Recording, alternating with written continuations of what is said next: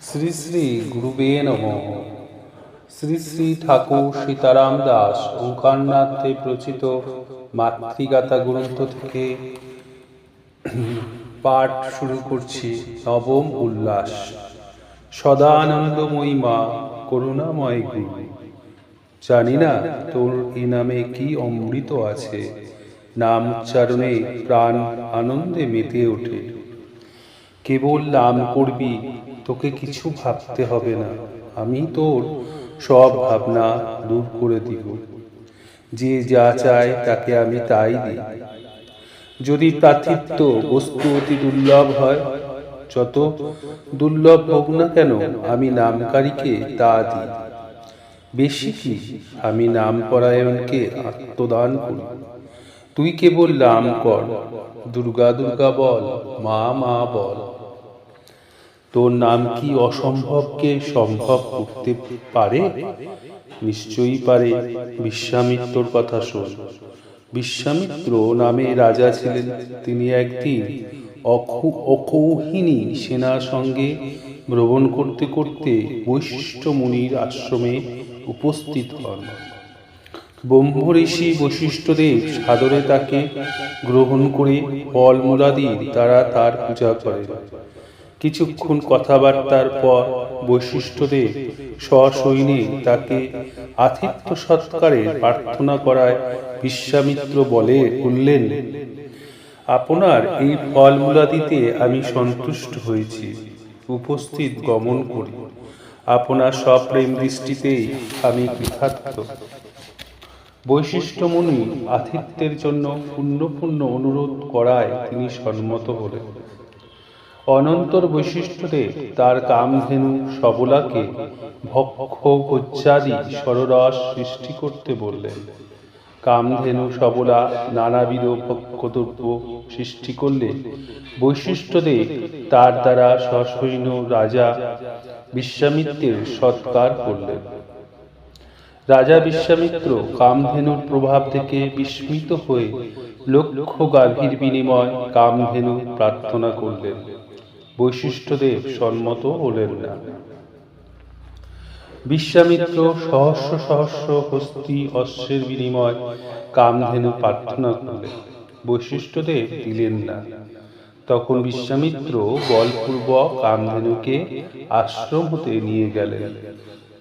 সবলা রাজার শত শত ভৃত্যগণকে নিরাকৃত করে বৈশিষ্ট্যদেবের পদমূলে পতিত হয়ে কাঁদতে কাঁদতে বললেন, ভগবান, আমাকে কি আপনি পরিত্যাগ করলেন? রাজ অনুচরগণ আমাকে বিশ্বামিত্রের রাজধানীতে নিয়ে যাচ্ছে। বৈশিষ্ট্যদেব বললেন, সবলে, আমি তোমায় ত্যাগ করিনি। আমা অপেক্ষা বলবান এই রাজা বলপূর্বক তোমায় নিয়ে যাচ্ছে। তার তুল্য আমি বলশালী নই। সবলা বললেন, ভগবান, ক্ষত্রিয়ের বল অপেক্ষা ব্রাহ্মণের বল অধিকতর। আপনার বল অপরিমিত। বিশ্বামিত্র আপনার তুল্য নয়। আমাকে অনুমতি করুন, আমি বিশ্বামিত্রের বল দর্প সব নাশ করে দিচ্ছি। বৈশিষ্ট্যদেব অনুমতি করলেন। সবলা অগণ্য সৈন্য সৃষ্টি করে বিশ্বামিত্রের সমস্ত সেনার বিনাশ করে দিলে পর বিশ্বামিত্র কঠোর তপস্যা করে শিবকে সন্তুষ্ট করত সমস্ত অস্ত্রগ্রাম প্রাপ্ত হন। তারপর বৈশিষ্ট্যদেবের আশ্রমে গিয়ে অস্ত্র বর্ষণ করতে আরম্ভ করেন। তখন ব্রহ্মর্ষি বশিষ্ঠ একটি দণ্ড উত্তোলন করত স্থিরভাবে দাঁড়িয়ে রইলেন। বিশ্বামিত্রের সমুদয় অস্ত্র, এমনকি ব্রহ্ম অস্ত্র পর্যন্ত বৈশিষ্ট্যদেব দণ্ডের দ্বারা গ্রাস করলেন। অনন্তর বিশ্বামিত্র দীর্ঘ নিঃশ্বাস ত্যাগ করে বললেন, ক্ষত্রিয়ের বলকে ধিক, ব্রহ্মবলই প্রকৃত বল। ব্রহ্মদণ্ডের দ্বারা বৈশিষ্ট্য আমার সমস্ত অস্ত্র ধ্বংস করে দিলেন। অতঃপর আমি যাতে ব্রহ্মত্ব লাভ করতে পারি তার জন্য তপস্যা করব। এই বলে বিশ্বামিত্র ব্রহ্মত্ব লাভের জন্য কঠোর তপস্যায় প্রবৃত্ত হলেন। চুপ করে শুনছিস? না, আমি দুর্গা দুর্গা জপ করতে করতে শুনছি। তারপরে কি হলো? মুনিশ্রেষ্ঠ বিশ্বামিত্র ব্রহ্মার আরাধনা করে ব্রাহ্মণত্ব না পেয়ে বিষ্ণুর আরাধনা করেন, তাতেও তিনি ব্রাহ্মণত্ব পান না। এরূপ সমস্ত দেবগণের বারংবার আরাধনা করেও ক্ষত্রিয় বিশ্বামিত্র ব্রাহ্মণত্ব লাভে সমর্থ হন না। তাকে ব্রাহ্মণত্ব লাভের জন্য অত্যন্ত চেষ্টিত দেখিয়া সুরগুরু বৃহস্পতি শিবের আরাধনা করবার উপদেশ দেন। অনন্তর বিশ্বামিত্র শিবের উপাসনা করে তার দর্শন লাভে কৃতকৃত্য হন। বিশ্বামিত্র বলেন, হে দেবদেব মহাদেব, হে কৃপাময় ভগবান, যদি আমাকে বর দেন তাহলে ব্রাহ্মণত্ব প্রদান করুন। কালিকা সুদুর্লভা একাক্ষরী মহাবিদ্যা জপ করো, তাহলে ব্রাহ্মণত্ব লাভ করবে। তিনি এই বলে অন্তর্হিত হন।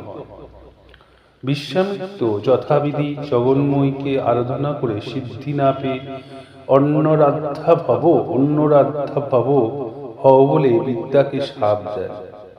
অনন্ত শিব দর্শন দান করত বহু ভর্ৎসনা করে বললেন, কি জন্য বিদ্যাকে শাপ দিলে?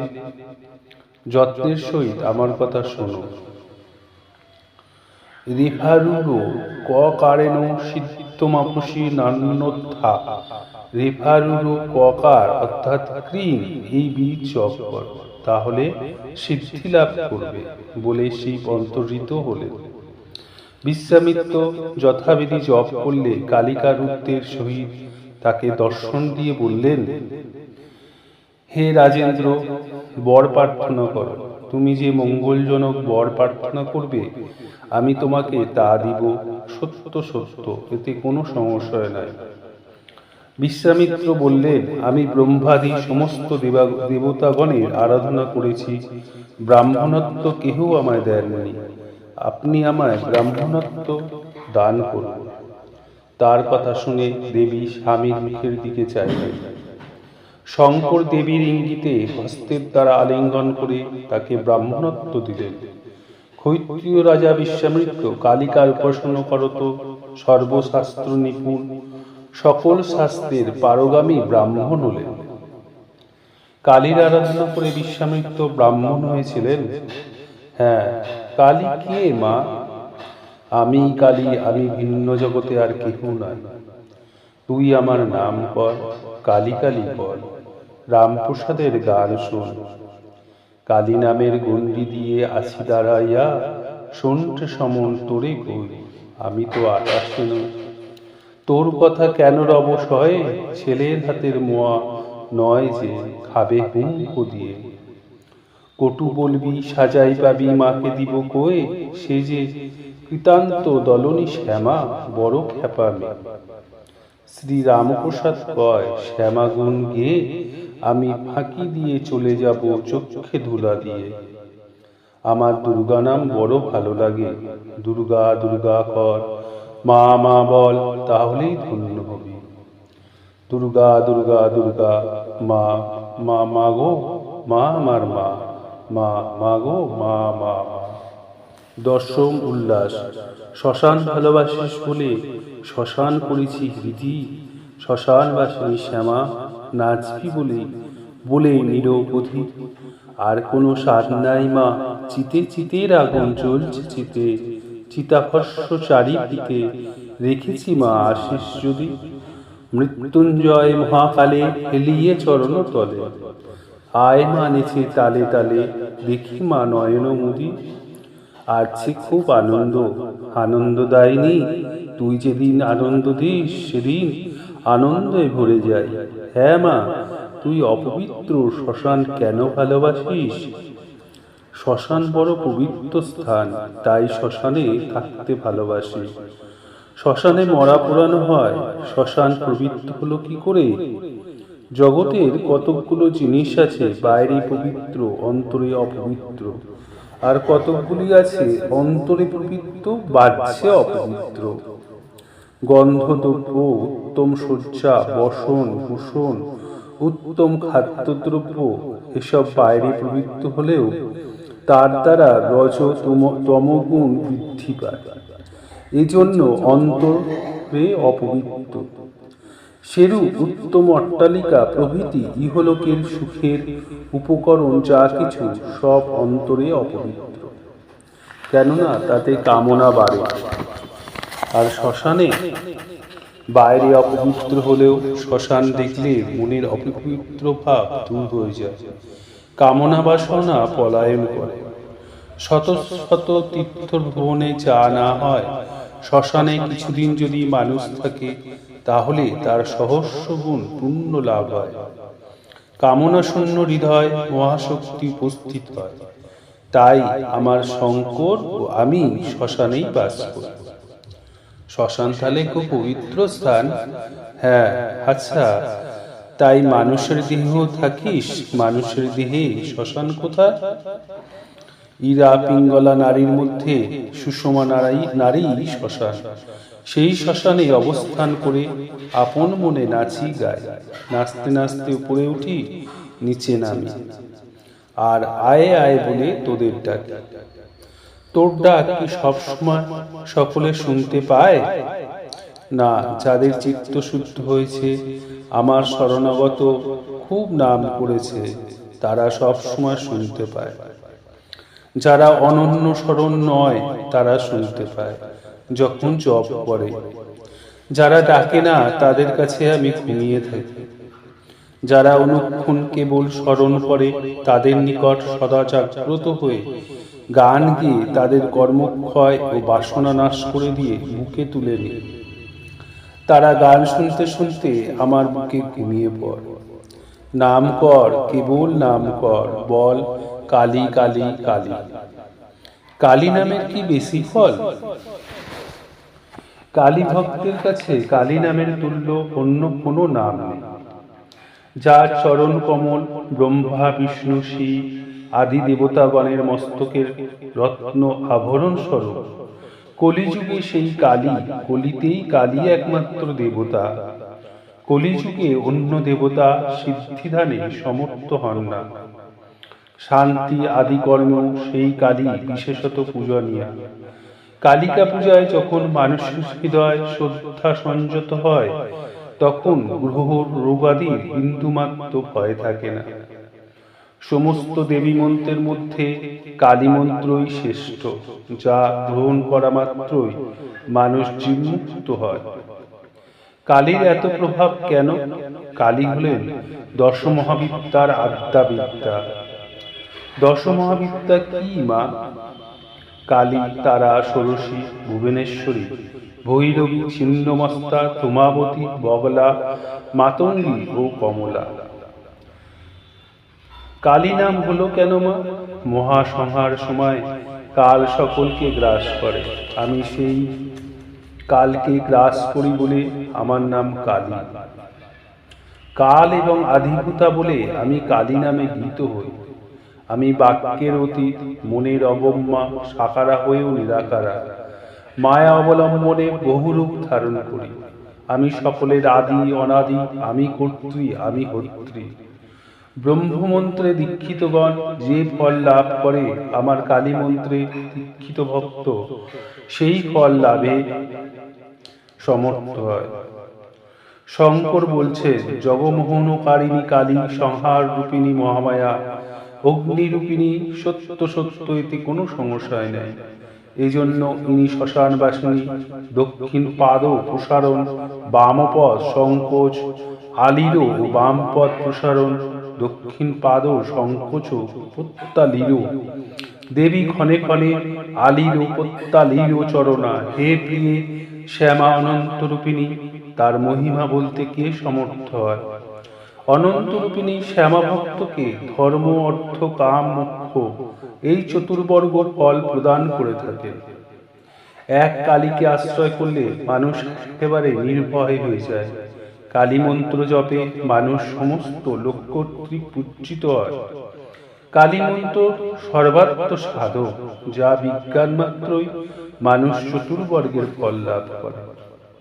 মহাবিদ্যা কালীর একাক্ষর মন্ত্র সারাত সার, সারত সার, শ্রেষ্ঠ হতেও অতি শ্রেষ্ঠতর। যদি চাপক হেলা করেও কালীর একাক্ষর মন্ত্র জপ করে, তাহলে চতুর্বর্গ লাভে সমর্থ হয়। তোর কালী মন্ত্রের তো যথেষ্ট শক্তি দেখছি, তবে লোকে কালীকে নিন্দা করে কেন? যারা কালী নিন্দা করে তাদের আয়ু ক্ষয় হয়, পত্র কলত্র বিনিষ্ট হয়ে যায় এবং শেষে নরকে গমন করে। তুই কালী কালী বল, কালী নাম জপ কর, কালী কালী কালী মা মাগো মা। শ্রী শ্রী গুরুবে নমঃ। একাদশ উল্লাস। নেচে নেচে আয় মা শ্যামা, আমি মা তোর সঙ্গে যাব। হেরব মা তোর অভয়ে পথ, বাজবে নুপুর শুনতে পাবো। ঘোর আধার ভয়ে মা কারে, ডাকবো শ্যামা অভয়ারে। মা বলে মা যাবো চলে, মা বলে মা ভয়ে যাব। ভয় দেখালে আর কি ভুলি, মা আমার অভয়া কালী। করে করে দিয়ে তালি, কাল বলে কাল কাটাবো। বেশ গান, দেখ আমি গান বড় ভালোবাসি।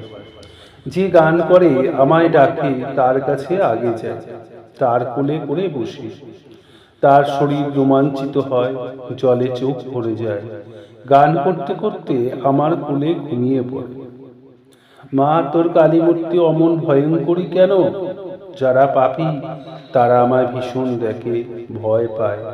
ভক্তেরা ভীষণা দেখে না, ভয় পায় না। ব্যাঘ্রীকে দেখলে অন্য সকলে ভীত হয়। বাঘিনীর ছেলে মার প্রসন্ন মুখ দেখে আনন্দে উৎপল্ল হয়ে ওঠে। কালী কালী বল, কালী মন্ত্র জপ করলে যে যা চায় সে তা পায়। কালী মন্ত্র জপে কি রোগ শোক দূর হয়? নিশ্চয়ই হয়। ভগবান শঙ্কর বলেছেন, কালী মন্ত্রের তুল্য বিদ্যা আর কোথাও নাই। কালী মন্ত্র জপে শান্তি পুষ্টি আদি কর্ম অচিরে সিদ্ধ হয়। মহাপদে মহাভয় মহাদারিদ্র সংকটে মহাদরুণ ব্যাধি বৃদ্ধিতে ভয়ঙ্কর রাজভয়, বিশেষত রাজচক্রান্তে। হে দেবী, উক্ত মন্ত্র লক্ষ্য জপ করো। কররে দেবতার ক্রোধে ভীষণ গ্রহদোষ ভয়, ভয়ে সাগরে প্রান্তরে দস্যুগণ কর্তৃক আক্রান্ত হলে সর্বত্র শান্তি কাটছে। ধননাশ উপস্থিত হলে ও সজ্জনগণের বিদ্বেষে অযুতং প্রযোপন্যম অযুত কালী মন্ত্র জপ করবে।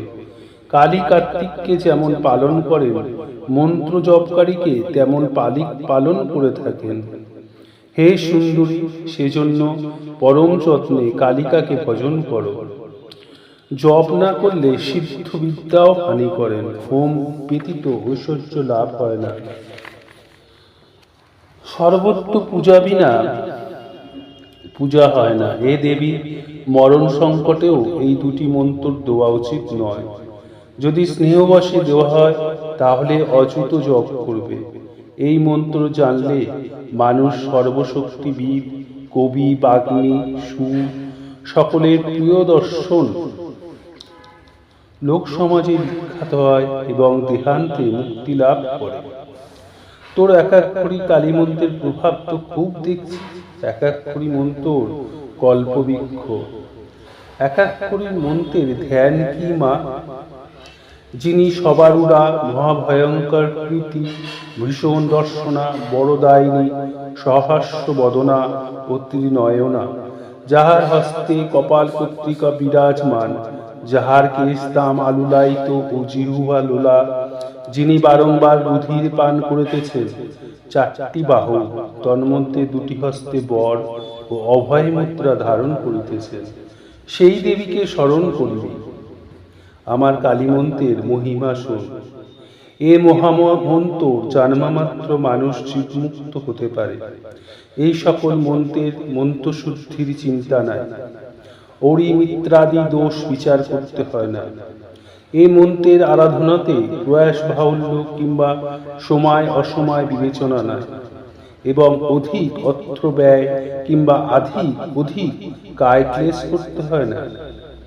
যে সাধক সর্বসিদ্ধিদাত্রী কালিকাকে চিন্তা করে, তার হস্তে সর্বদা সর্বসিদ্ধি বিদ্যমান থাকে এবং সভাতে সে ব্যক্তির মুখ হইতে গদ্য পদ্যময় বাক্য নিঃসৃত হয়।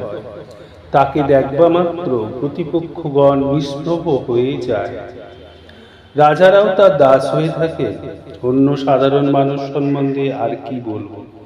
সে সাধক দিবারাত্মর ব্যত্যয়, অর্থাৎ দিনকে রাত্রি, রাত্রিকে দিন করতে পারে, ত্রিভুবনকে বশ করতে সমর্থ হয়, দেহান্তে দুর্লভ দেবীর গণত্ব লাভ করে। আমার বংশে উৎপন্ন কারা কালী সাধনা করতে উদ্ধত হয়েছে, তা শুনে তাদের পিতৃগণ আনন্দিত মনে নৃত্য করতে থাকে। কলিযুগে পূর্ণ ফলপ্রদা বিদ্যা উত্তম অধিকারী ভিন্ন দিতে নাই। কলিতে কালিকা শীঘ্র ফলদান করে, কালিকা মোক্ষদাত্রী। গুরুমুখে পাপনাশিনী মহাবিদ্যা কালীমন্ত্র গ্রহণ করবে। সাধক উত্তম ধর্ম অধর্ম যা করেন, কালিকা সে সমস্তে অনুগ্রহ করে থাকেন, এতে সংশয় নাই।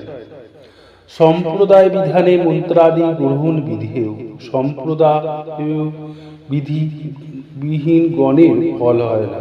সম্প্রদায় কাকে বলে মা? গুরু পরম্পরাগত স্ব-উপদেশের নাম সম্প্রদায়। শিব বলেছেন সম্প্রদায় পরিচ্ছিন্ন গুরু করতে। দেবতাগণ পরম্পরা পূর্বস্বর গুরুকে প্রশংসা করেন। শিব হইতে আরম্ভ করে স্বীয় গুরু পর্যন্ত পরম্পরা ক্রমে তত্ত্ব সম্ভার যে গুরু পেয়েছেন, তিনিই পরম গুরু, ইহা আমার মত। প্রকাশ ও আনন্দ দান করত সংসারের সারভূতত্ব হেতু ও যশ এবং সৌভাগ্য নিমিত্ত সম্প্রদায় বলে কথিত হয়। তুই আমার নাম কর, দুর্গা দুর্গা, কালী কালী বল, মা মা বল, তোর কোনো চিন্তা নাই। দুর্গা দুর্গা দুর্গা, মা মা গো মা। গুরুবে নমঃ। দ্বাদশ উল্লাস। শ্যামা মা কি আমার কালো রে? লোকে বলে কালী কাল, আমার মন তো বলে না কালো রে। কখনো শ্বেত, কখনো পীত, কখনো নীল লোহিত রে। আমি আগে নাহি জানি কেমন জননী ভাবিয়ে জনম গেল রে। কখন পুরুষ, কখন প্রকৃতি, কখনো শূন্যর পারে। মায়ের এভাব ভাবিয়া কমলাকান্ত সহজে পাগল হলো রে। কমলাকান্ত আমার বড় ভক্ত ছিল, তার গান শুনতে আমি ছুটে যেতাম। কখন শ্বেত, কখনো পীত, নীল লোহিত, এ কথার মানে কি মা? ব্রহ্মরূপিণী আমার দর্শনের পূর্বে ভক্ত নাক পায়। হলদে, লাল, সাদা, নীল বিবিধ জ্যোতি দর্শন করে। ভক্তের আগ্রহ বাড়াবার জন্য বিবিধ নাথ ও নানা রূপ জ্যোতি হয়ে আমি খেলা করি। নাথ জ্যোতি ভক্তকে আমার আগমনী সঙ্গীত শোনায়। গান শুনতে শুনতে ভক্ত কখন পুরুষ, কখন প্রকৃতি, কখনো বা শূন্য রূপে আমায় দেখে। শেষে তার আত্মার আত্মা হয়ে তাকে একীভূত করে দিই। নাথ জ্যোতি কত প্রকার? নাথ কোটি সহস্র প্রকার, জ্যোতি কোটি শত প্রকার। সকলে কি সব নাথ বা সব জ্যোতি শুনতে দেখতে পায়? না। ব্যক্ত অব্যক্ত অনেক রকম নাথ, শুনতে শুনতে বহু প্রকার জ্যোতি, দেখতে দেখতে ভক্তের দেহ অভিমান বলতে থাকে। যেমন যেমন দেহ অভিমান বলে যায়, তেমন তেমন তার আত্মস্ফূর্তি হতে থাকে, তারপর এক হয়ে যায়। আমি এক হতে চাই নে মা, আমি মার বেটা হয়ে মা মা বলে যেন তোকে ডাকতে পারি। তোর কি চাই না চাই বা তোর চেয়ে আমি বেশি জানি। আচ্ছা মা, তোর কালী মূর্তির আরো অন্যরকম ধ্যান আছে? হ্যাঁ, বল না মা।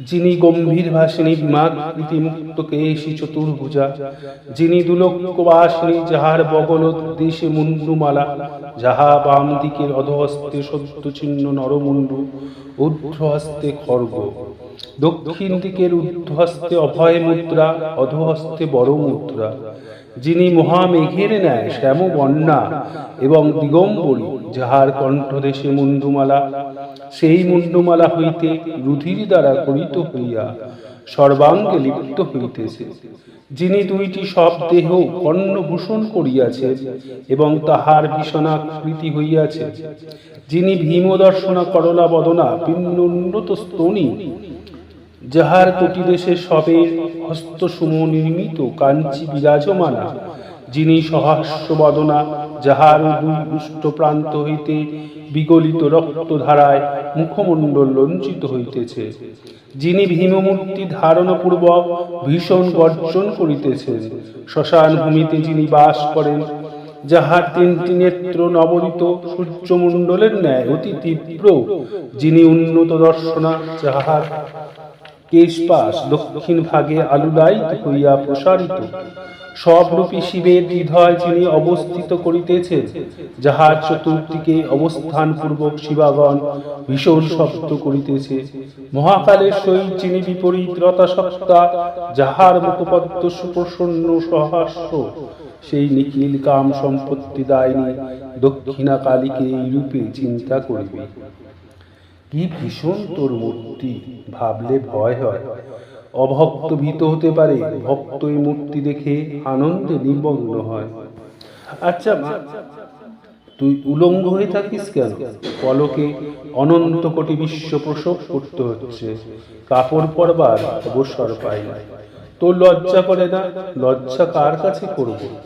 একমাত্র অদ্বিতীয় আমিই আছি, দ্বিতীয় কেউ দেখার থাকলে তো লজ্জা করব। এই আমরা রয়েছি, তোরা সত্য প্রসূত শিশুপুত্র, তোদের দেখে লজ্জা করবে কেন? আচ্ছা, তোর ডান হাতে বড় অভয়, বাম হাতে খড়গ মুন্ডু কেন মা?